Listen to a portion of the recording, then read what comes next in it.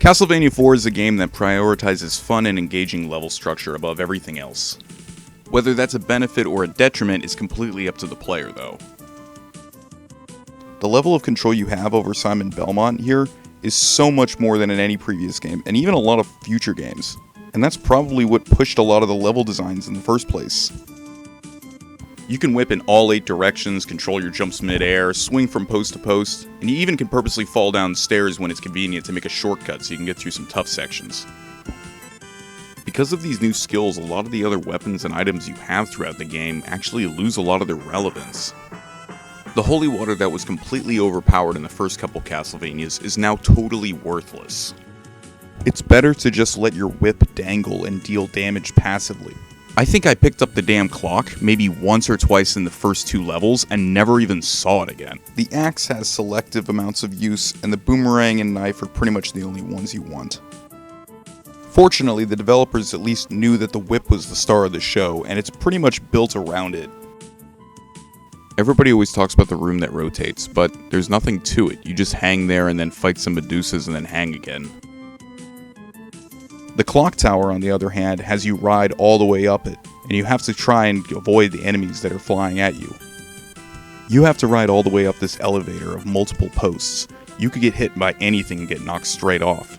Deciding when you should get off or when you should stay on or go up or down on your whip makes a lot more sense than just hanging there. Super Castlevania 4 is what I would consider to be a perfect mix of fun and rewarding, but still a little challenging. It's pretty easy to complete. Maybe you'll die a good couple times like anybody else would, but you're still going to have a lot of fun going through it because you never feel completely discouraged. You know you have the abilities. You're given the tools to succeed. You just need to learn how to use them properly. You have to be patient sometimes. You have to actually take a risk. Sometimes it's coming down to blind luck. You might just get hit right into the area you need. There aren't any items or abilities that you can use to just make every level a complete breeze. Sometimes you're going to struggle. I find it best to just enjoy the game for what it is. It's not Castlevania 3, so it's not super hard. You can beat it. It's not Symphony of the Night, so there's no exploration beyond just some secrets here and there. But as a linear game goes, this is a really fun ride. Every time you complete a level, you get to see where you're at on the map. You don't actually start out in the castle itself like in the first game. You actually have to travel all across the land. Just because Dracula wanted to wake his ass up once again for the, 5th time now? It's really a game more about the journey than the destination. Going through all this creepy scenery is way more atmospheric and fun than actually fighting the bosses. They always seem to be a letdown. I mean, look at this. The merman freezes me, and then my whip is stuck, and it straight up kills him. Some of the later bosses are a little bit more difficult, but generally, you're gonna kick their ass. At the end of the game, after you've risen through the final tower, you have to fight 4 bosses in a row. First up is Slogra. He's some sort of giant skeleton bird monster. I think it's one of the more cool designs from this game. After a few hits, you'll break his spear and he'll start trying to poke you with his beak. Next up is Gaben. When you fight him initially, he's blue, and he swoops in and starts shooting fireballs at you. Once he gets down to some low health, he'll actually turn red and get angry. But even after getting angry, he goes down just as easy as any other boss can.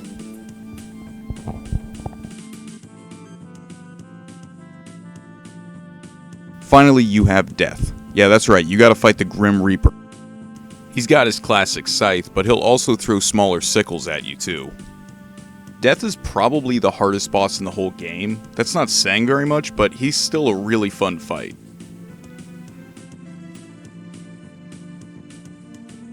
And then you see it, that staircase that appears before Dracula in almost every single Castlevania game. There's an area right beforehand that you can get all the power-ups you're going to need to fight, but it doesn't even matter. You don't need any of them. For a final battle, Dracula is actually pretty pathetic.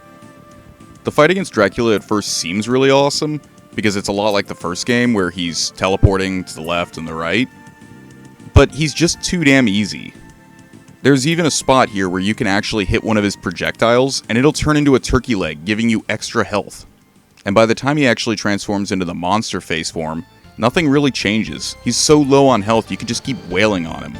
Maybe if you want to have some variety you'll just use the boomerangs, but that makes it even easier honestly. Overall, it's kind of a mediocre end to a rather great game, which is kind of unfortunate. But hey, saved the day, so yay.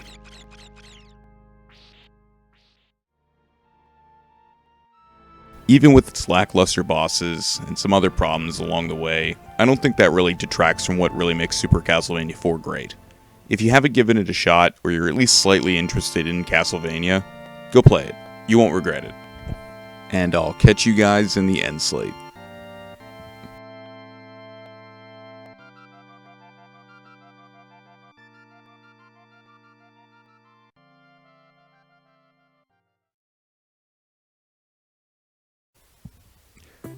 Hey y'all, and welcome to End Slate. I don't even know what the hell this is supposed to be. I just remember someone doing this one time. I think it was like Yuri of Wind or someone. Shout out, yeah. Gonna get him real amounts of subscribers, man. You see my subscriber count? 0. But I just wanted to thank anybody who's gotten this far and watching the video, or if anybody who's watched, a few seconds of the video and clicked off it while they were doing something else. It's cool. The clicks are nice. Gets the video out there so other people can see it. It just sounded like a fun thing to do. I actually haven't ever made a video like this before. I haven't put up a video on YouTube in like maybe like an actual video like up in like a decade or so. I don't even know what the hell the name of the channel I had was. I was like 15 or something. But yeah, thank you all for coming in, watching my stupid video on Castlevania 4. I just got bored and felt like I was going to just talk about it a bit, and then it turned into this big old mess, and I've never used like real editing software before, so I had to teach myself everything.